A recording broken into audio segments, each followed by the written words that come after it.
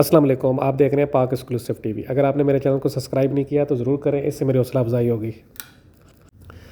मारूफ सियासतदान और compare anchor Aamir Liaquat ने तीसरी शादी गुज़िश्ता माह की थी। वो ख़बर आप तक पहुंच चुकी होगी। अभी ब्रेकिंग न्यूज़ ये है कि आमिर लियाकत हुसैन रमज़ान में तीसरी बीवी के साथ रमज़ान ट्रांसमिशन करने का इरादा रखते हैं। उनकी बात चल रही है। अब किस चैनल से करते हैं ये भी आपको जल्द ख़बर मिल जाएगी। अभी तो फ़ैसला ये हुआ है कि आमिर लियाकत तीसरी बीवी के साथ रमज़ान ट्रांसमिशन करेंगे और इस बात का ऐलान उन्होंने ख़ुद किया है। उनके ज़राए का कहना है कि वो इस पर काम कर रहे हैं। आमिर लियाकत हुसैन की पहली बीवी 2 साल पहले पीटीवी पर रमज़ान ट्रांसमिशन कर चुकी है। दूसरी बीवी खुद मॉडल अदाकारा है।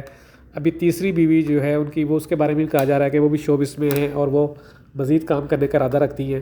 तो आमिर लियाकत के साथ मॉर्निंग शो करने से उनकी मशहूरी मज़ीद होगी और वो आने वाले दिनों में अलग प्रोग्राम भी कर सकती हैं।